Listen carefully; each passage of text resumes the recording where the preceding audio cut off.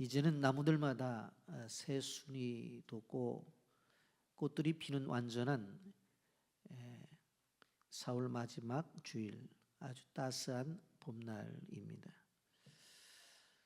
지난 겨울 그렇게 추웠던 추운 눈보라도 폭풍 한설도 찾아오는 봄을 막을 수는 없었던 겁니다. 차디찬 바람도 이제는 불지 않고 너무 춥지도 않고 너무 덥지도 않은 1년 중 가장 좋은 계절을 우리는 보내고 있습니다. 또 다음 주가 되면 우리가 5월 가정의 달로 우리가 지키게 될 것입니다. 우린 이런 아름다운 계절을 맞이하게 하신 하나님 앞에 감사를 드리면서 하나님이 도우시지 않았다면 이런 평온한 시간들을 가질 수 있을까 하는 생각을 해봅니다. 하나님께서 우리에게 주신 이 좋은 계절처럼 아름다운 꽃보다 더 아름답고 향기나는 인생길이 우리 모두에게 있기를 예수님의 이름으로 축복합니다. 우리는 예수님의 제자든 사람들이 가져야 될 태도에 대해서 오늘 말씀을 듣게 되어지는데, 예수님의 제자가 도대체 누구냐? 그거는 예수님을 따르는 사람들이 예수님의 제자입니다. 예수님이 가지고 계신 가치관과 예수님의 마음으로 세상을 살아가는 사람들이라고 말할 수 있습니다. 굳이 반대적 개념을 말한다고 한다면 세상 사람들이라고 그렇게 말을 할 수가 있을 것입니다. 세상에는 세상적 가치와 세상적 기준으로 살아가는 세상 사람들이 있고, 그리스도 예수님의 가치 기준과 예수님의 마음을 품으며 살아가는 예수님의 제자가 있다고 하는 것을 우리는 알아야 되는 것입니다. 예수님의 제자로 살아가는 삶이야말로 고귀하고 존귀한 인생입니다. 어두운 삶이 아니라 빛 가운데 거하는 삶이라고 하는 것을 우리는 기억해야 됩니다. 우리는 본문 안에서 예수님의 제자로 살아가는 삶이 도대체 어떤 삶인지 하는 것을 발견해야 되는 것입니다. 그래야지만 우리가 예수님의 제자로서 품어야 될 마음의 자세와 마음가짐이 무엇인가를 깨닫게 되는 것입니다. 그래야 보다 성숙한 성도가 되어지고 우리의 삶을 통해서 그리스도의 향기를 뿜어낼 수가 있다고 하는 것입니다. 오늘 그러한 관점 속에서 오늘 본문을 보면서 예수님을 따라가는 사람들의 삶은 어떠한 것인가, 우리가 영상을 보고 나서 말씀을 계속 드리겠습니다.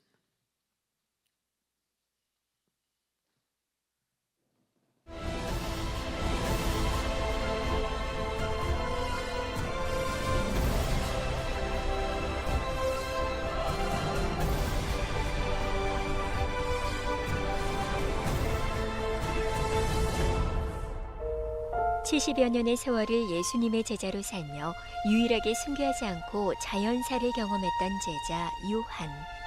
그에게는 늘 사랑의 사도라는 말이 따라다니는데요. 사실 요한은 사랑과 어울리지 않는 제자였습니다. 예수님께서 우리의 아들이라는 별명을 붙여주셨을 정도로 그는 불같은 성격의 소유자였고, 사마리아인들이 자신들을 받아들여주지 않자 불을 내려달라고 예수님께 부탁하기도 했습니다. 예수님이 십자가를 지기 위해 예루살렘으로 가시는 길목에서도 요한은 야고보와 함께 예수님의 좌우편에 앉게 해달라며 이기적인 욕망을 드러내기도 했는데요. 불같은 성격과 이기적인 욕망을 가졌던 그가 성년이 되어 기록한 요한복음에서는 자신의 이름을 드러내지 않았는데요. 최후의 만찬에서 예수님을 사랑하는 제자로, 대제사장의 뜰에 예수님과 동행했던 또 다른 한 제자로, 예수님의 십자가 곁에 있던 사랑하는 제자로만 표현했을 뿐 자신의 이름을 드러내지 않았습니다. 무엇이 그를 변화시킨 것일까요? 바로 예수님의 사랑입니다. 베드로는 예수님을 부인하고 도망갔지만 요한은 마지막까지 예수님 곁에 남아 십자가의 마지막 길을 동행한 유일한 제자였는데요. 십자가에 달리신 예수님의 마지막 모습을 생생하게 목격했던 요한은 마지막 호흡과 유언을 들으며 예수님의 목숨을 다한 사랑을 가장 가까이에서 경험했습니다. 자신의 어머니를 부탁하신 예수님의 유언을 따라 요한은 예수님의 어머니 마리아를 자기 집에 모셨는데요. 예수님의 제자들이 이름을 날리고 여기저기서 전도를 하며 영광스럽게 순교했다는 이야기를 들었을 때도 요한은 예수님의 어머니를 모시고 있었습니다. 그는 유일하게 하나님을 사랑으로 정의하며 자신이 기록한 성경을 통해 80번이 넘게 하나님의 사랑을 이야기했습니다. 반모섬에서 유배 생활을 한 뒤 90세의 나이에 에베소로 돌아왔을 때도 요한은 혼자 걸을 수 없어 들것에 실려 나와 말씀을 전했는데요. 그 메시지 또한 사랑이었습니다. 오레의 아들 요한을 사랑의 사도로 변화시켰던 주님의 사랑, 그 사랑을 경험한 우리는 지금 어떻게 살고 있나요?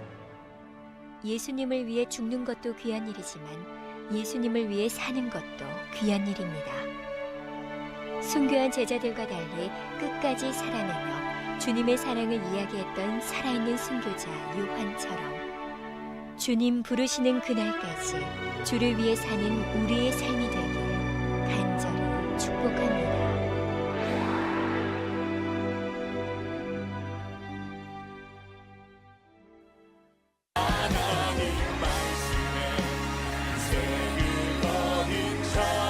제자는 죽는 것도 중요하지만 제자는 예수님의 이름으로 살아내는 것이 중요하다고 하는 내용을 영상에서 이야기하고 있는데, 그럼 제자의 삶이라고 하는 것은 먼저 생각해 볼 것이 뭐냐면 겸손한 자세를 가지고 섬기는 자로 살아야 된다고 하는 것입니다. 여러분, 그리스도의 제자라고 하면서 자신의 권위를 내세우고 다른 사람을 억누르려고 하는 태도는 결코 용납돼서는 안 된다고 하는 것입니다.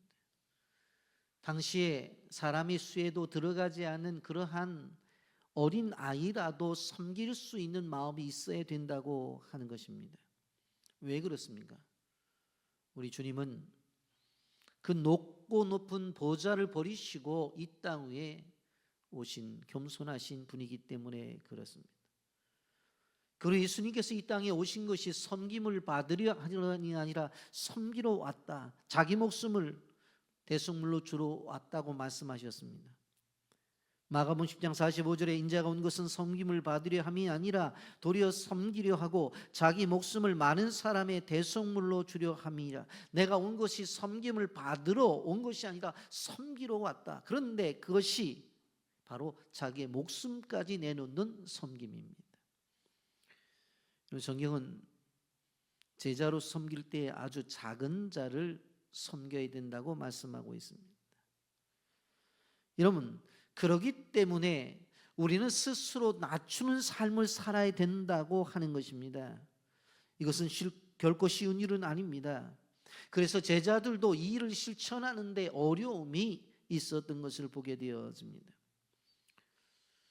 여러분이 한번 우리가 생각해 볼 때에 과자를 가지고 지나가는데 놀이터에 있는 아이가 아저씨 그것 좀 달라고 요청을 했다고 가정을 해 보십시다.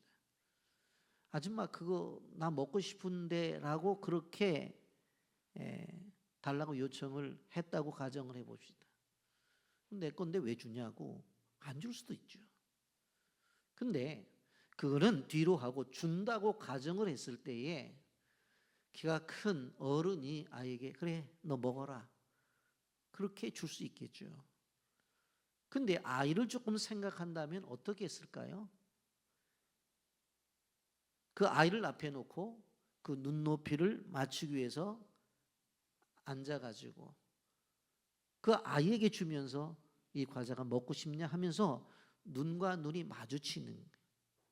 그러면서 아줌마가 아저씨가 너에게 이 과자 내가 원하니까 준다고 했었을 때 주는 것 똑같지만 반드시 서서 야 이따 먹어라 하는 것과 자세를 낮춰가지고 눈높이를 맞추고 그 아이를 보면서 주는 것과는 엄청난 차이가 있다고 하는 것입니다.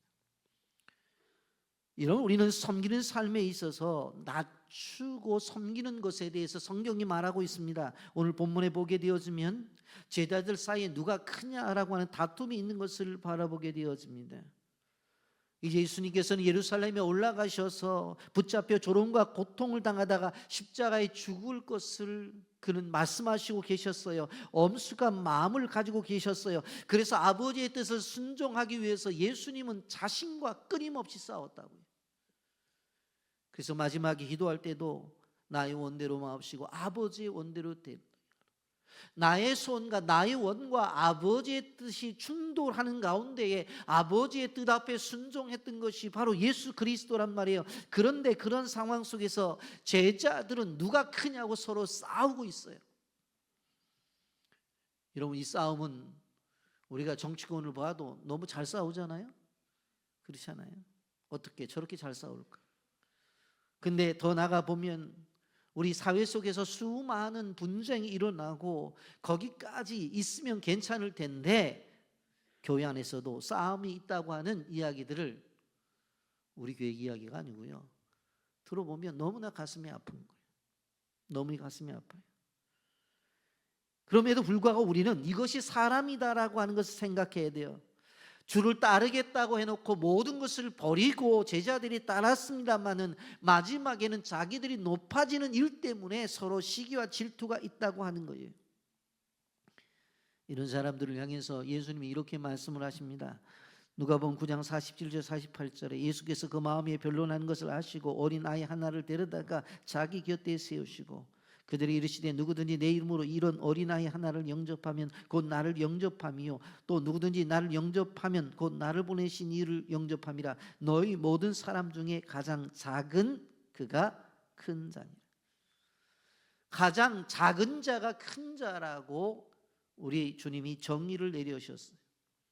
이 말은 무엇입니까? 작은 자라 할지라도 그를 섬겨야 된다고 말씀하고 있는 것입니다. 제자된 사람은, 주님을 따라가는 사람들은 끊임없이 세상 속에서 보잘것없는 사람들에게 관심을 가져야 된다고 하는 거예요. 힘없고 보잘것없는 사람들을 영접하는 것이 바로 주님을 영접하는 일이래요. 반대로 힘없고 연약한 사람들을 무시하고 통제하면 그것이 바로 주님을 무시하는 행위라고 말하고 있습니다. 여러분, 우리가 사회생활을 하면서 어떤 모습으로 살아가는지, 끊임없이 섬기려고 살아가는지 아니면 남을 통제하고 윗자리에 앉아서 지배하고 살아가려고 하는지를 생각해 봐야 되는 거예요. 여러분, 하나님의 나라는 세상적인 힘과 권력으로 세워지는 나라가 아니에요. 하나님의 나라는 사랑으로 세워지는 나라예요. 하나님의 나라는 섬김으로 세워지는 나라고 하는 것을 기억해야 돼요. 여러분, 그렇다고 해서 섬기는 자가 되어져야 된다고 하니까 예수 믿는 사람들은 그러면 무조건 높은 자리에 가면 안 되나, 그런 오해를 받을 수가 있어요. 그건 아닙니다. 하나님이 높여주시면 그 높임 자리에 가야 돼요. 다윗도 높아졌잖아요. 모세도 높아졌잖아요. 그러나 그 하나님이 높여주신 그 자리가 결코 지배하는 자리가 아니라 그 높음을 갖고 섬겨야 된다는 거예요. 그걸 말씀하는 거예요. 하나님이 물질을 주시면 그 물질을 갖고 섬기라는 거예요. 사회적 지위를 주시면 그 사회적 지위를 갖고 섬기라고 하는 거예요. 그렇기 때문에 하나님께서 나에게 주신 것들을 가지고 나는 섬기는 자리에 있는가를 생각해 봐야 된다는 것입니다. 이제 6월달 대통령 선거가 있습니다. 대통령이 됐든 국회의원이 됐든 장관이 됐든 우리는 끊임없이 그들을 바라볼 때에 마음속으로 기도를 해야 돼요. 섬기는 지도자가 되어 달라고. 그들이 지금은 아니다 할지라도 끊임없이 하나님 앞에 우리가 기도하는 기도를 통해서 그 사람의 인격을 변화시키고 그 사람의 삶을 변화시켜서 어느 한순간에 섬기는 사람으로 변화될 수 있다고 하는 것입니다. 예수님은 뭐라고 말씀해? 너희 중에 사람 중에 가장 작은 그가 큰 자라고 말했어요. 여러분, 예수를 믿는 사람으로서 성숙한 인격을 가진 사람은 어떤 사람인 줄 아세요? 제자된 삶을 살아가는 사람은 어떤 사람인지 아세요? 여러분, 경쟁 의식을 버려야 된다고 하는 것입니다. 여러분, 우리는 끊임없이 우리에게 주신 것들을 가지고 섬기는 자리에 있어야 된다. 세상에 있는 사람들 가운데서 인정을 받는 사람은 힘 있는 사람이에요. 그러나 우리는 교회를 중심으로 해서 하나님을 믿는 믿음의 사람들은 어린아이와 같이 작은 사람들이 존중을 받고 환영을 받는 교회 문화를 만들어야 돼요. 예수 문화를 만들어야 돼요. 그것이 우리에게 주신 사명이라는 거예요. 그런 성도, 그런 교회가 되기를 예수님의 이름으로 축복합니다. 그리고 또 한 가지는 제자의 삶이라고 하는 것은 넓은 관용의 마음을 가져야 된다고 하는 것입니다. 나와 생각이 다른 사람들에 대해서 이해하는 태도가 필요하다고 하는 거예요. 오늘 한국교회는, 그리고 이 한국 땅에는 극단적인 상대방에 대한 혐오와 미움이 가득한 사회로 가고 있는 것을 바라보게 됩니다. 여러분, 이러한 모든 것들을 바로 잡을 수 있는 것은 누군 줄 아세요? 그리스도인이고, 이것을 바로 잡을 수 있는 공동체는 무엇입니까? 교회라고 하는 것을 우리는 기억해야 되는 것입니다. 나와 생각이 다르다고 해서 미워하지 마세요. 그냥 생각이 다를 뿐이에요. 넓은 마음을 가져야 돼. 관용의 정신이 필요하다고 하는 것입니다. 여러분, 오늘 누가복음 9장 49절부터 59절 보게 되어지면 불관용적인 사고를 가지고 가는 제자들에게 예수님이 바로 가르쳐 주는 것을 보게 돼요. 49절부터 50절 보게 되어지면 요한이 여짜오되 주여 어떤 사람이 주의 이름으로 귀신을 내쫓는 것을 우리가 보고 우리와 함께 따르지 아니함으로 금하였나이다. 예수께서 이르시되 금하지 말라. 너희를 반대하는 자는 너희를 위하는 자니라 하시니라. 그렇게 말씀하고 있어요. 제자가 예수님에게 찾아와서 이렇게 얘기를 하는 거예요. 예수님, 우리한테 허락도 받지 않고 어떻게 예수의 이름을 사용합니까? 그리고 우리가 갈 때에 제대로 하려고 한다면 우리가 동행해야 되지 않아요? 그리고 예수님을 나타낼 때 표현도 달라요. 그리고 전도하는 방법도 달라요. 이것들 봐라. 이런 사람들을 그대로 놔두면 안 되지 않겠느냐? 그렇게 질문을 하는 거예요.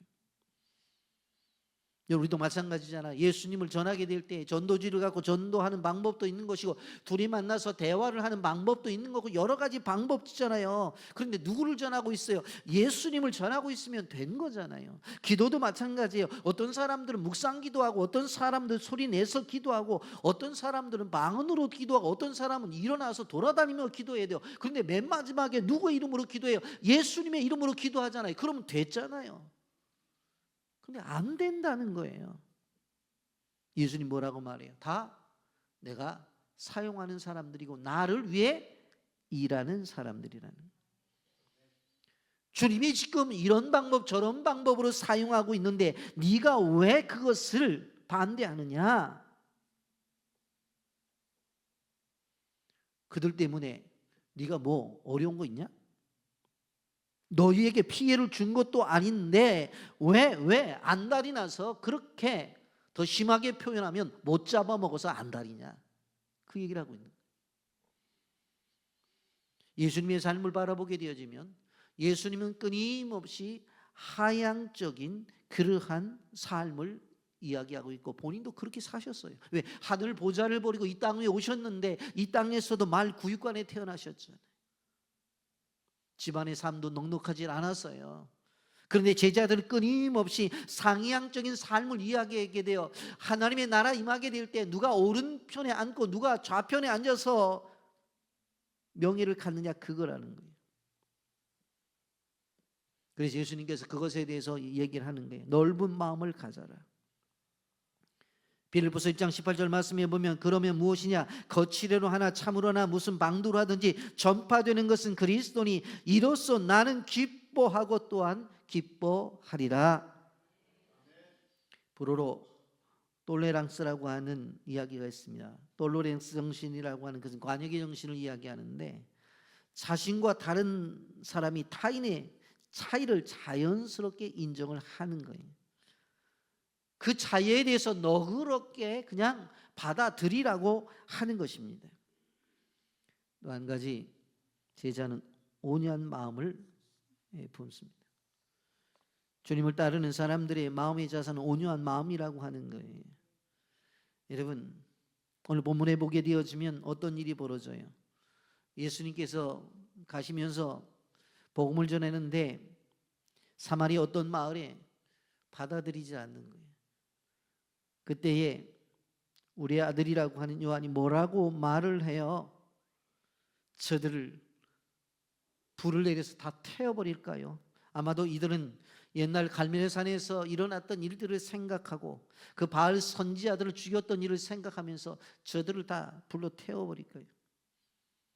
예수님께서 야고보와 요한을 꾸짖으면서 뭐라고 말을 했어요? 다른 마을로 가자 하면서 가시잖아요. 54절 56절 제자 야고보와 요한이 이를 보고 이르되 주여 우리가 불을 명하여 하늘로부터 내려 저들을 멸하라 하기를 원하시나이까. 예수께서 돌아오시며 꾸짖으시고 함께 다른 마을로 가자. 예수님의 제자들을 보내면서 그들이 듣지 아니하면 그냥 먼지 털고 다른 마을로 가라고 말씀하셨잖아요. 그 이야기를 하는 거예요. 사람들이 나쁜 습성 속에 하나가 복수의 심리입니다. 자신을 섭섭하게 해준 사람에게는 몇 배나 갚겠다고 하는 생각을 갖고 있어요.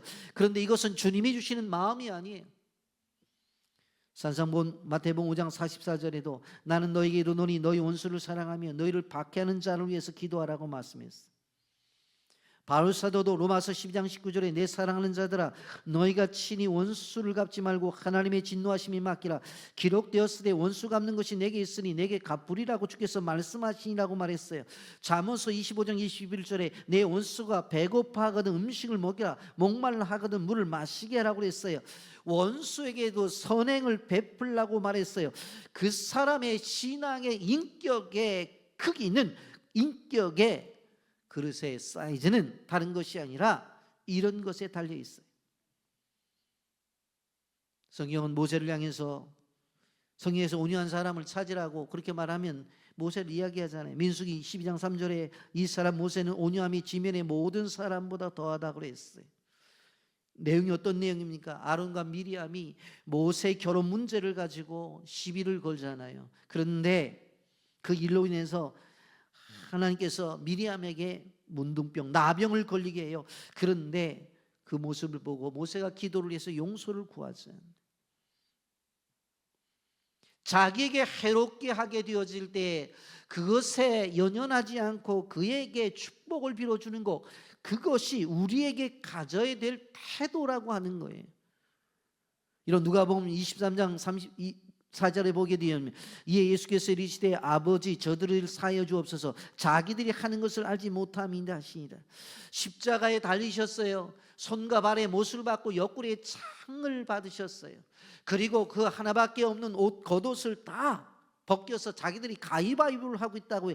그 모습을 보면서 그 고통 중에 예수님이 하신 기도는 아버지 저들을 사하여 주옵소서 자기들이 하는 것을 알지 못한다고 그들의 죄의 용서를 위해서 기도했다고요. 이것이 바로 예수님이 가지고 계신 온유고 우리가 받아야 될 거예요. 아무리 우리를 해롭게 해도 자기 손과 발에 못을 받은 그러한 군병을 바라보면서도 옆구리에 창을 찔렀던 그 군병을 바라보면서도 겉옷을 벗겨서 가위바위보를 하고 있는 그 군병들을 바라보면서 저들의 죄를 용서해 달라고 하는 그 마음, 그것이 우리 모두가 가져야 될 마음이라는 사실을 기억하시기를 바랍니다. 여러분, 우리는 제자는 어려워도 사명의 길을 선택합니다. 주님을 따르는 사람들은 절대로 평안한 길을 그렇게 요청하지 않아요. 불편한 길이에요. 손해보는 길이에요. 그런 길을 우리는 가는 거예요. 50절 말씀해 보면 길 가실 때 어떤 사람이 여짜오되 어디로 가듯인지 나를 따르리이다. 예수님의 가는 길을 따라가고 싶었다고요.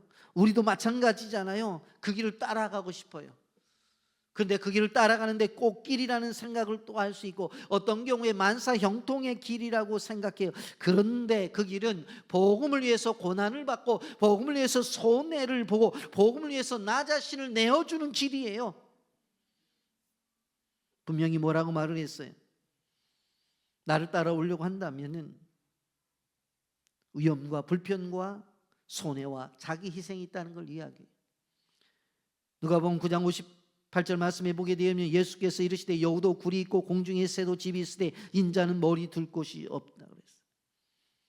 예수님에 따르는 삶이라고 하는 것은 편안하고 안전한 삶이 아니에요. 세상을 살아가면서 손해를 보아야 되고 어려움에 노출이 되고 삶이 불편해야 된다고 하는 것입니다.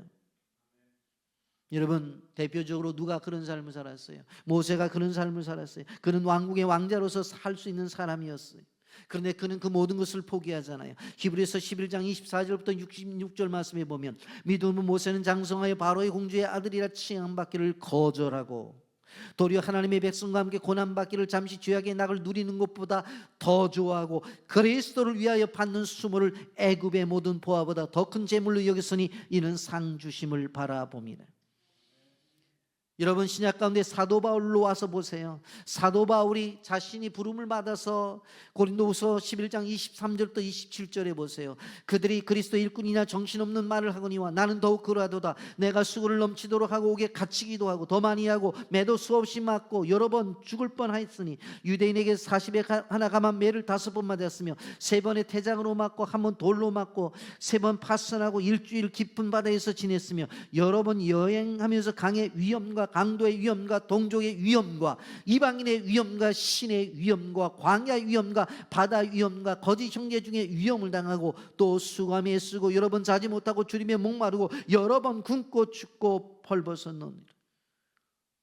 여기에 보면 위험가를 계속 이야기하고 있잖아요. 그런데 고린도후서 12장 10절에 사도 바울은 이렇게 말합니다. 그러므로 내가 그리스도를 위하여 약한 것들과 능욕과 궁핍과 방해와 곤고를 기뻐하노니 이는 내가 약한 그때에 강함이라.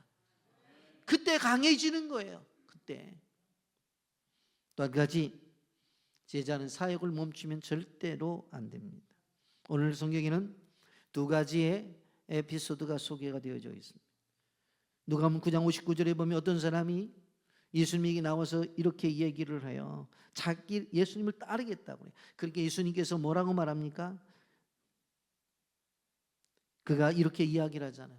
내가 주님을 따를 텐데 우리 아버지가 돌아가셨으니까 가서 장사하고 오면 안 되냐고 그렇게 물어봐요. 근데 예수님께서 그래 가서 장사하고 오라고 말하지 않고 60절에 이렇게 말합니다. 이르시되 죽은 자들로 자기 죽은 자를 장사하게 하고 너는 가서 하나님의 나라를 전파하라. 이렇게 말씀했어요. 이 본문은 정말로 해석하기 힘들죠. 우리가 생각해 보세요. 예수님 안 따르겠다는 게 아니에요. 따르겠대요. 그래놓고 뭐라 그러냐면 아버지가 돌아가셨는데 가서 장사하고 오면 안 될까요? 그랬더니 예수님이 냉혹한 얘기를 해요. 죽은 자들로 자기 죽은 자를 장사하게 하고 너는 하나님의 나라를 전파하라. 이 말씀 이해하기 쉽기 위해서 하나 예를 들게요. 어떤 병원에 명의가 있었어요. 그런데 시급하게 그냥 응급실로 들어왔는데 보니까 갑자기 들어온 환자를 보니까 바로 수술에 들어가지 아니하면 이 환자는 죽게 생겼어요. 근데 전화 한 통이 왔어요. 호주머니에서 봤더니 어머니가 돌아가셨대. 그럼 여러분, 지금 장례를 치러 가야 되니까 지금 자기가 수술하지 않으면 죽을 수밖에 없는 환자를 수술해야 되느냐라고 하는 그러한 관점 속에서 우리는 어떤 판단을 해야 되냐? 어떤 판단을 해야 되냐? 성경은 분명히 뭐라고 말해요? 이르시되 죽은 자들로 자기의 죽은 자를 장사하게 하고. 중요한 것은 어머니가 돌아가셨으니 가서 장례해야 되죠. 그러나 더 시급한 것은 그 의사가 집도하지 아니하면 그 환자는 죽는 거예요. 그러면 먼저 그걸 하라는 얘기예요. 왜? 생명을 살리는 일이 우선되기 때문에. 우선순위가 다르다는 거예요. 여러분, 예수님을 따른다고 하는 삶을 살아간다고 한다면 절대로 나중에 미뤄서는 안 되고 그것이 먼저 우선되어져야 된다고 하는 거예요. 또한 이야기가 나오죠. 누가복음 9장 61절에 또 다른 사람이 이르되 주여 내가 주를 따르겠나이다마는 나로 먼저 내 가족을 작별하게 하소서. 예수님이 그렇다고 한다면 그래 가서 인사나 하고 오라고 그렇게 말하잖아요. 그런데 그렇게 하지를 않아요. 뭐라고 말씀하십니까? 62절에 예수께서 이르시되 손에 쟁기를 잡고 뒤를 돌아보는 자는 하나님 나라에 합당하지 않다고 말했어요. 농부에 농사 짓는 것을 비유하면서 목표를 정했으면 절대로 뒤돌아보지 않고 나아가. 우리의 목표는 세상에서 출세하는 것이 아닙니다. 하나님의 나라가 목표예요. 세상에 사는 모든 일은 오직 하나님의 영광을 위해서 하는 일이에요. 거기에 목표를 둬야 돼요. 사무엘상 6장 14절에 보게 되어지면 이런 말씀이 있습니다. 여러분, 실질적으로 베세메스로 가는 두 암소가 블레셋 땅에서 법궤를 수레에 싣고 이스라엘 땅으로 가게 되어지는데, 보면 얼마 전에 새끼를 낳는, 그래서 젖 먹는 새끼가 있었어요. 그런데 다 떼어놔야 돼. 다 떼어놔야 돼. 그 이 암소가 얼마나 마음이 슬프겠어요. 자기가 젖 먹여 사는 새끼 소가 있는데 그 울면 같다고 그랬어요. 그러면 되돌아가서 새끼에게 뭐라고 얘기해? 너 얼마나 몇 달 동안 고생했냐? 이제 엄마 전 많이 먹어라. 그래야 되잖아요. 근데 그렇게 하지 않았어. 사무엘상 6장 14절에 수레가 베세메스 사람 여호수아의 밭 큰 돌 있는 곳에 이르러 선지자 무리가 수레의 나무를 패고 그 암소를 번제물로 여호와께 드리고. 너무 냉혹하잖아. 그렇게 헌신을 했으면 이제 돌아가라, 가서 새끼에게 젖 먹이라, 그렇게 얘기해야 되는데 그렇게 지금까지 헌신한 소를 제물로 드린다고요. 우리가 하나님 앞에 헌신이라고 하는 것은 어느 한순간에서 행복한 일이 기다릴 거라고, 어느 한순간에 낙원이 기다릴 거라고 성경적으로 표현한다면 저도 그랬으면 좋겠어요. 여러분들의 인생이 그랬으면 좋겠어요. 그런데 성경적인 표현은 뭐예요? 꿈 깨라는 거예요. 예수님의 마지막 헌신은 십자가의 죽음이에요. 그걸 냉혹하게 이야기하는 거예요. 말씀을 정리합니다. 우리는 무엇보다도 태도가 중요해요. 얼마나 오랫동안 신앙생활을 했느냐, 그게 중요한 게 아니라, 교회로부터 어떤 직분을 받았느냐, 그것이 중요한 게 아니라, 무엇이 중요한 거냐면 하나님 앞에서 내가 어떤 자세로 끝까지 믿음의 생활을 하느냐가 중요한 거예요. 우리에게 주어진 시간이 좀 주어지고, 오늘 좀 시간이 남았는데 이 시간에 누구에게 복음을 전할까? 그 생각이 나와야 돼요. 생각지도 않은 물질이 생겼어요. 야, 이 돈을 가지고 누구를 도울까? 선교지에 도울 일은 없을까? 끊임없이 우리 사고와 가치 속에서 무엇입니까? 하나님을 향한 것이 있어야 되는 거예요. 그럴 때 하나님께 소리를 들어 쓰신다는 거예요. 여러분, 우리는 그리스도와 함께 십자가에 못 박혀 죽은 사람들이에요. 그걸 아셔야 돼요. 갈라디아서 2장 20절, 내가 그리스도와 함께 십자가에 못 박혔나니 그런즉 이제는 내가 사는 것이 아니요 오직 내 안에 그리스도께서 사시는 것이라. 이제 내가 육체 가운데 사는 것은 나라를 사랑하사 나를 위하여 자기 자신을 버리신 하나님의 아들을 믿는 믿음 안에서 사는 것이라. 우리 속에서 무엇이 나타나야? 그리스도가 나타나야 돼요. 굳이 나타난다고 한다면 나를 통해서 믿음이 나타나야 되는 거예요. 그것이 살아있는 존재의 모습이에요. 세상 사람들과는 전혀 다른 180도의 삶을 살아가는 거예요. 여러분 꼭 기억하십시오.